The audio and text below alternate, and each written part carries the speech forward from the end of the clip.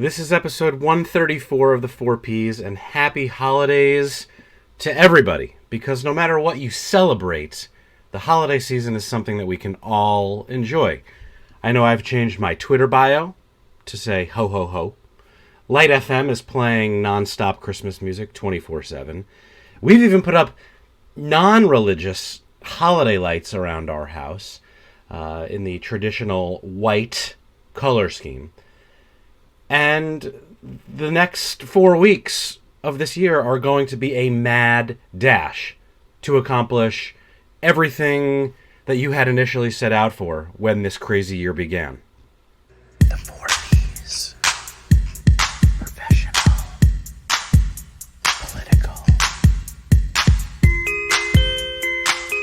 Practical. Personal.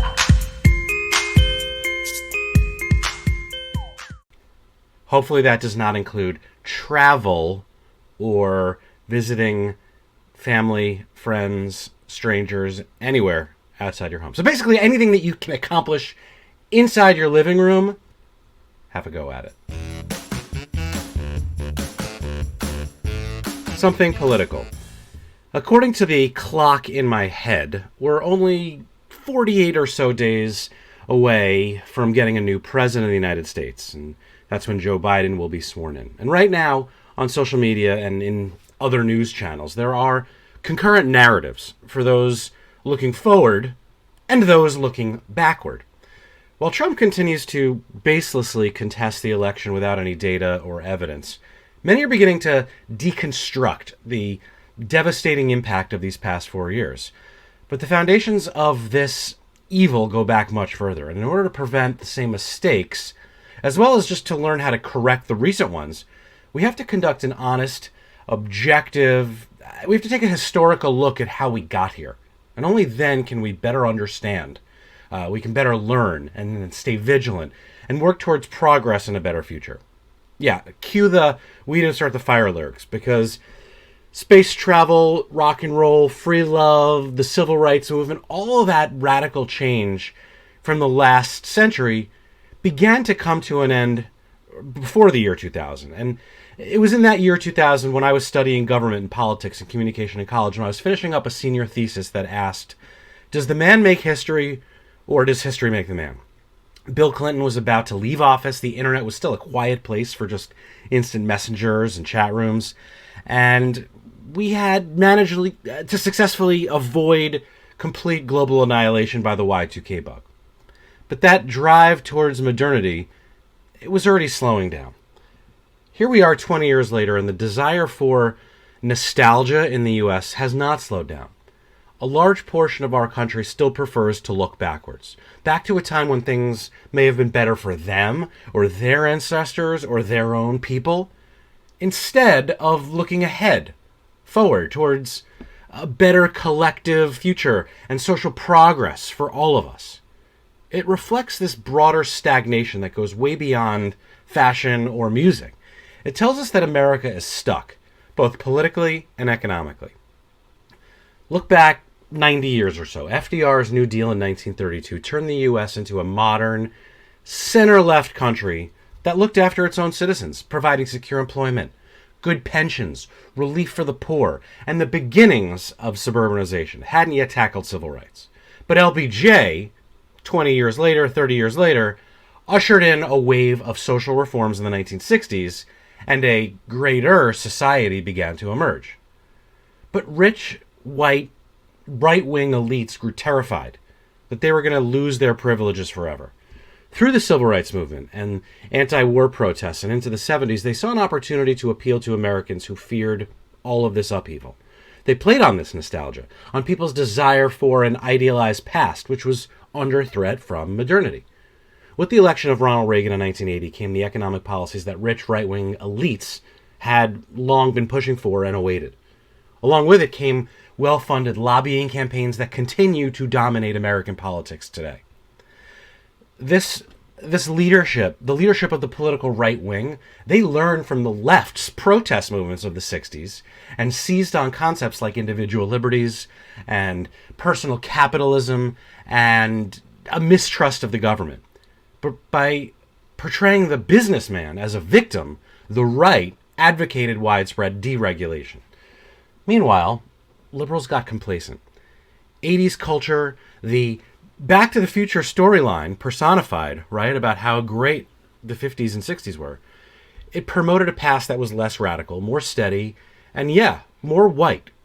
Nostalgia was appealing, and it remains at the root of so much of what holds us back now. Capitalism unleashed. Gordon Gekko as the hero. Deregulation of employee protections. CEOs gifting themselves company stock. New tax laws protecting the wealthy and draining Social Security savings. Moving from a manufacturing economy to a financial speculation economy. And transforming the federal judiciary. A Supreme Court still rooted in the Federalist Society. So here we are today. The past 40 years, or what I call the financialization 40, it sees shareholder value, massive wealth inequality, and debt ruling. Why? Because a country built on innovation and industriousness became one focused on immediate gratification now and gentrification. Even with a new presidency coming in the next few weeks, the right controls the courts and the financial institutions that control wealth. Increasing automation will deplete the workforce while furthering wealth inequality. Or we focus on new innovation in areas like renewable energy and let the automated tasks be more low-function, higher repeatable tasks. And then we spread the wealth with universal basic income. By paying every American a lump sum every month to cover the cost of living, they'll be shielded from the fallout of this automation revolution. It's not socialism, that's social improvement. The ways of the past are not working. The Greek origin of the word nostalgia, it literally means a return to pain. So why keep doing that to ourselves when there are much better ways? Something personal, and as we are in this last month of 2020, it's really been a lost year, but also a loss year, a year of loss. It started on January 1st with David Stern, and then Kobe, and then a number of friends and extended network, my grandmother and last grandparent at the end of February. And that was before COVID even kicked in.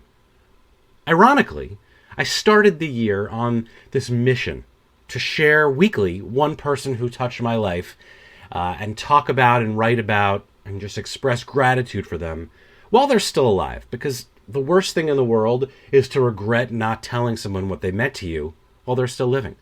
I called it Thank Pieces at thankpieces.com.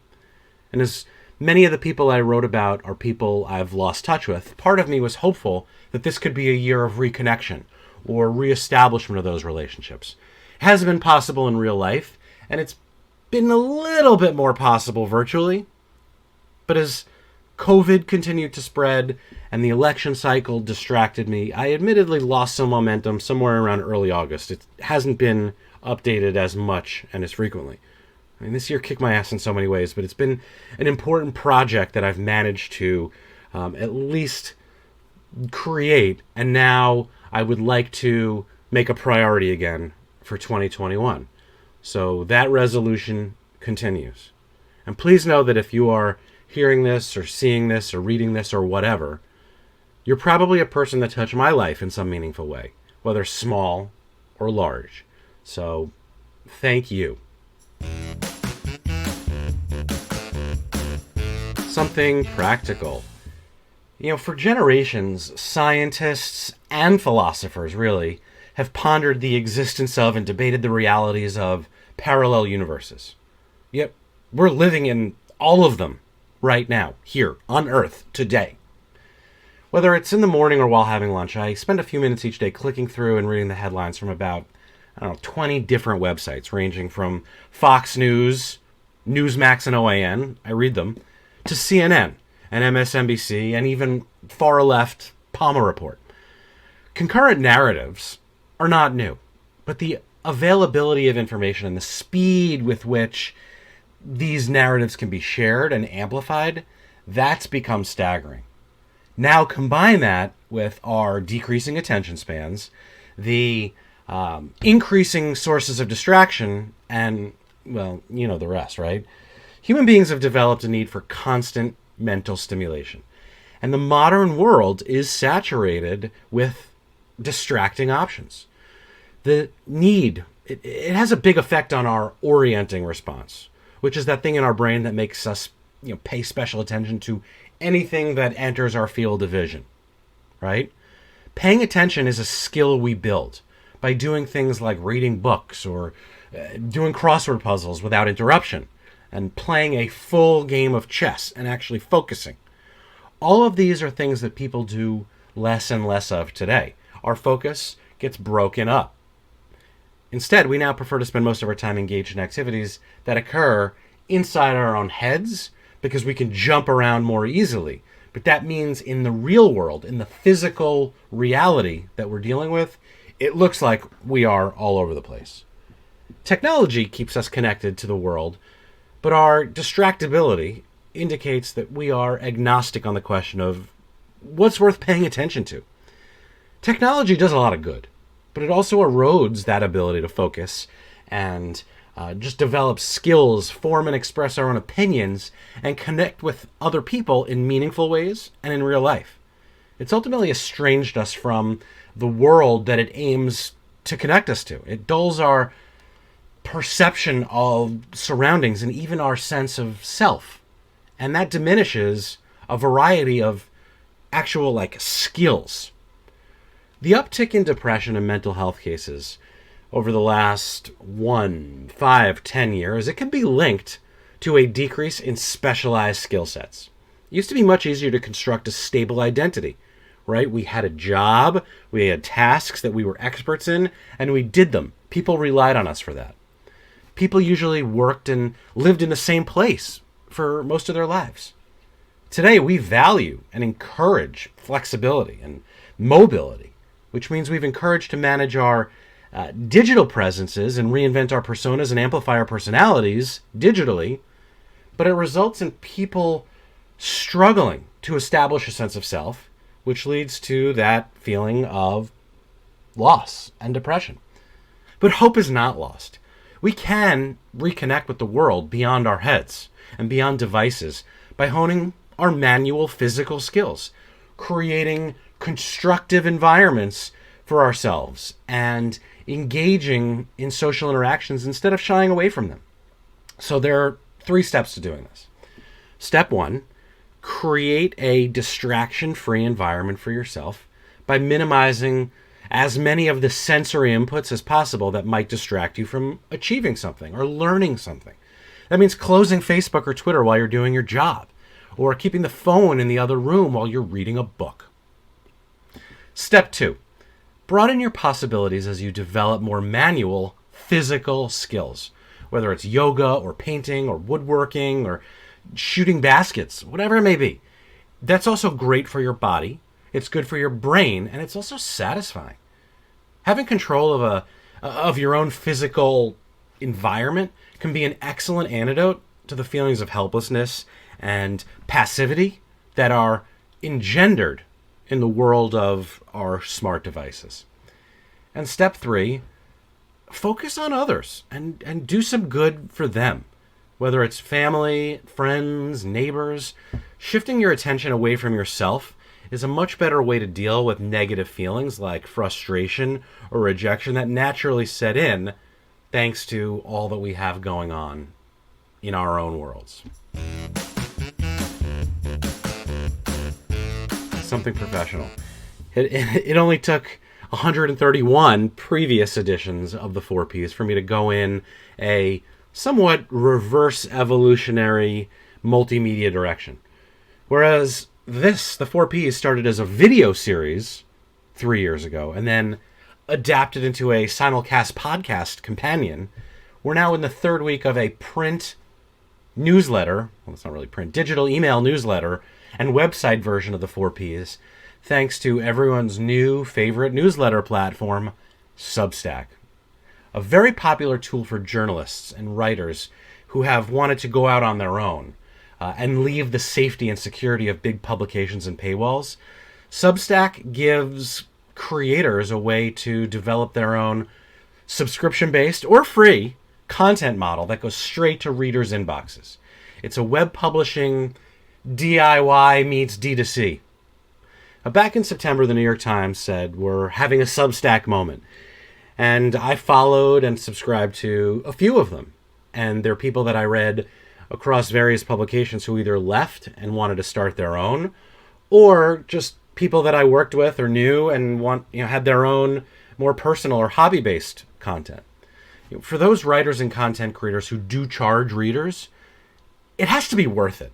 Honestly, I love creators and writers like Casey Newton, but I'm not paying $100 a year just to read Platformer and his newsletter on an annualized basis. I can't do that. There's only so much that I can spend on content. And if it's truly so easy on Substack that any average bloke can start one and immediately attract readers, the gap between readers and subscribers is going to grow. So the question becomes, is Substack truly scalable? The risk for them is that anyone and everyone who has time or opinions and a web browser can flood the internet with more content. Clearly, not everyone is going to be profitable. Not everyone wants to be profitable. And they're not going to try and monetize their content. But low quality volume, and maybe this is an example, is bad for business. I mean, look at me. I already have 1,000 plus, several thousand readers each week, right? And I'm offering this for free without ever intending to charge for it. Ironically enough, for journalists, the more people that they want to reach, they should stick with working for the New York Times or whatever platform they work for, even if it may impact their earning potential, right? The more people they want to reach, the less money they may end up making. Which is why for writers, far more talented than I am, the conflict between reach and revenue will zig and zag. I've already talked about podcast fatigue, and now newsletter subscription fatigue. It's not going to be far behind. So my advice to most people, come on here. Go on Substack. Try it out.